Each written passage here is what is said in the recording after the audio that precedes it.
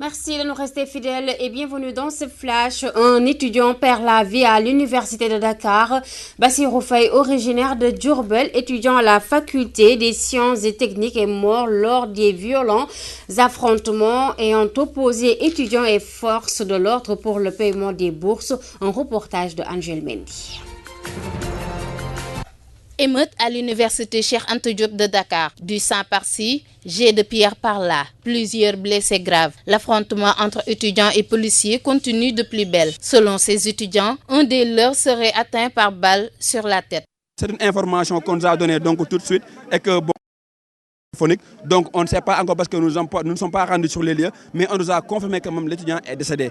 Donc je pense que c'est ce qui est actuellement et il est à la faculté de droit. Ces étudiants très remontés pointent du doigt l'État du Sénégal qui, selon eux, ne respecte pas ses engagements. Le ministre, lui, il a forcé ses protocoles, il a forcé ses réformes. Aujourd'hui, il a dit que les étudiants ayant droit, ils peuvent percevoir le bourse. Mais je pense que ce qui est le plus normal, c'est qu'ils puissent donner aux étudiants leur bourse et de leur pouvoir donner leur cadre d'étudiant pour qu'ils puissent faire leurs examens.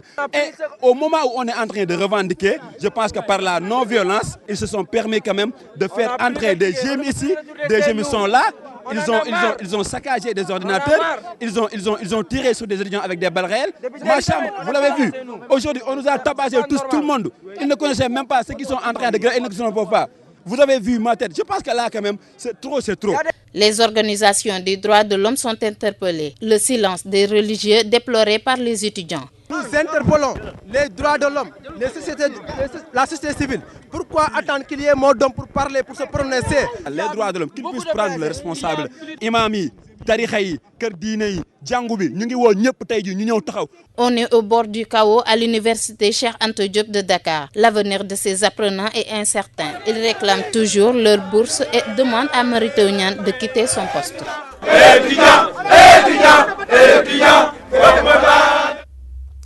Ce reportage de Angel Mendy est intervenu quelque temps avant l'annonce de la mort de l'étudiant Bassirou Faye. Après Dunbabadje et Cœur Bernard, le village de Pilote est menacé de disparition dans le Gandiol. La mer a fini d'avaler la moitié du village, laissant les populations dans le désarroi. Elle lance un SOS aux autorités étatiques dans cette correspondance de Gabriel Barbier. Dans le Gandiolé, l'avancée de la mer et ses effets collatéraux continuent d'être la préoccupation la mieux partagée par les populations autochtones. Nous sommes face à une situation connue de tout le monde, de tous, de tout le monde. Le monde entier sait que actuellement les conséquences de la brèche ouverte en octobre 2003 viennent d'affecter les populations de Pilote, de Gandiol, notamment celles de Pilote. Actuellement, nous sommes en train d'essayer de comment faire pour essayer de stopper, au moins avec des sacs de sable, avec des troncs d'arbres, pour au moins essayer les vagues qui actuellement déferlent dans nos concessions. Il y a nos mosquées qui sont détruites, il y a les concessions qui sont terrassées. Actuellement, nous lançons un appel. Il est urgent du point de vue de la population parce que nous avons actuellement toutes nos concessions, toute la moitié du village de Pilote qui est... Les villages de Dunbabadje et Cœur Bernard sont d'ores et déjà rayés de la carte nationale. Aujourd'hui, le village de Pilote pourrait connaître le même sort si l'on y prend garde. Nous savons que c'est depuis à hauteur de Cœur Bernard, à hauteur de Dunbabadje, la brèche est ouverte là-bas. Alors il y avait des promesses au niveau du gouvernement en ce qui concerne le déplacement des populations, surtout et des mesures d'accompagnement. Je veux dire par là les constructions, parce que donner des terres aux populations ne suffit pas. Il faut les aider à les reloger, à les construire, à construire des logements pour vraiment déplacer ces populations. Et ces promesses n'ont pas été tenues. Alors aujourd'hui, il y a l'urgence de trouver une solution face à la détresse. Il s'agit d'un cri de détresse, un SOS de détresse lancé à l'appel, à l'endroit du gouvernement, à l'endroit de tout le monde. Ici à Pilote, les populations sont fatiguées.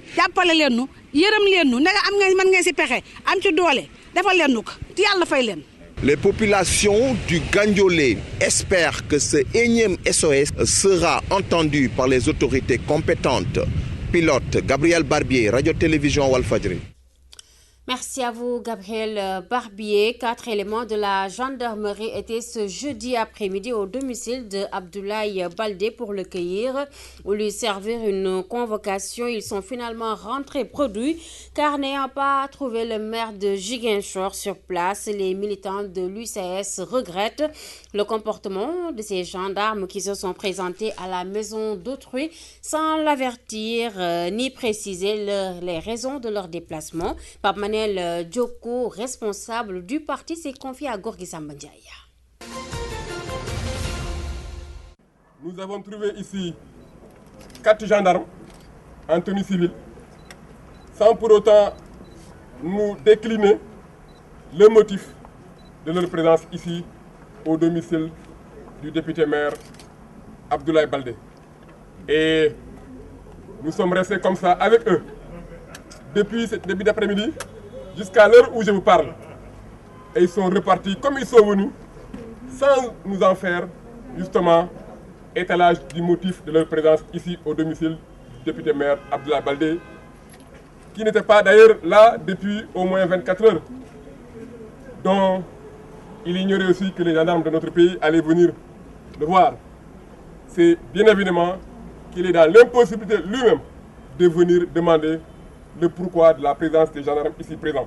Si cette justice a besoin de lui, si les forces de l'ordre ont besoin de lui, effectivement, un bon républicain, il ira se présenter vers eux au moment indiqué. Et puis, célébration de la fête de l'Assomption ce 15 août, les clients chez Bignona de Grand Yoff, connu dans la vente de la viande de porc. Si les vendeurs se désolent de la rareté du porc, les clients, eux, se plaignent de sa cherté. Un reportage de Ramatoulaye Ba. Marché Bignona, des étals de viande de porc bien alignés, des scènes de marchandage visibles. Toutefois, sur les lieux, l'affluence n'est pas au rendez-vous à quelques heures de la célébration de la fête de l'Assomption. Les commerçants s'en désolent. Il y a une grande différence, pour dire honnêtement. Actuellement, nous avons vraiment une période, nous vivons des périodes vraiment très difficiles dans le Sénégal. L'argent ne circule pas, comme on le dit partout.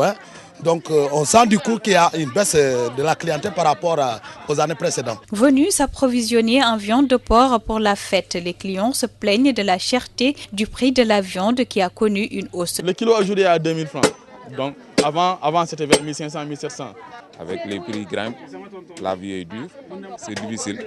Comme je l'ai dit, il faut que amlo bayi, amlo régler. Les commerçants de leur côté imputent cette hausse à la rareté du porc né de la soudure. Les porcs ne se fait rare. Bon, en période, c'est-à-dire en saison chaude, ça va un peu mieux. Parce que là, les bêtes sont laissées en radial, ils sont dans les pâturages, ils sont en train de ramasser n'importe quoi. Mais à cette période de culture, les bêtes sont fermées. Il y a des problèmes à trouver de la nourriture pour donner les bêtes à ceux qui puissent s'engraisser rapidement.